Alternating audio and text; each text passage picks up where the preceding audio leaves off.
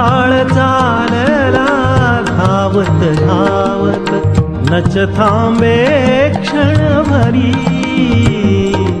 विचार कर अंतरी मानवा, विचार कर अंतरी मानवा, विचार कर अंतरी.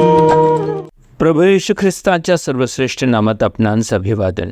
पवित्र शास्त्र बायबलमध्ये उपदेशकाच्या पुस्तकातील 31व्या अध्यायातील 8व्या वचनामध्ये असे लिहिले आहे, पहा, एवढेच मला आढळले की देवाने मनुष्य सरळ असा उत्पन्न केला आहे, पण तो अनेक कल्पनांच्या मागे लागला आहे.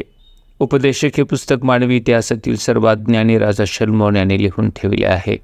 तो लिहितो, देवाने मनुष्य सरळ असा उत्पन्न केला आहे.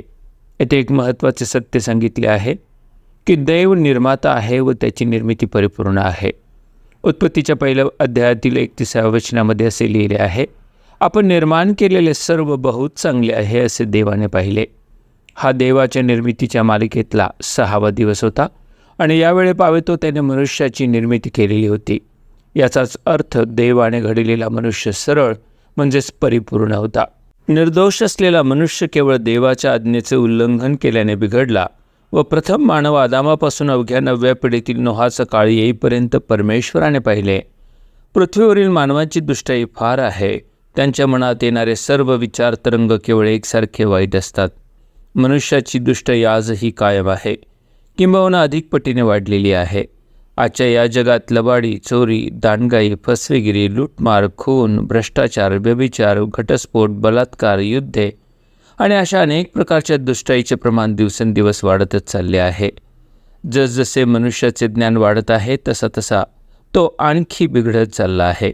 आपल्या बुद्धी व कल्पनांच्या जोरावर त्याने साधलेल्या प्रगतीने तो गर्विष्ठ झाला आहे. अनेक कल्पनांच्या मागे लागलेला मानव भ्रष्ट झाल्याने देवापासून दूर होऊन नरकाच्या वाटेवर चालत आहे व स्वनाशास कारणीभूत ठरत आहे. ज्या परमेश्वराने मानवास सरळ म्हणजेच नीतिमान बनविले होते, त्याच परमेश्वराने मानवाला नरकाच्या नाशापासून वाचवावे म्हणून प्रभू येशू ख्रिस्ताला या भूतलावर मानवरूपात पाठविले.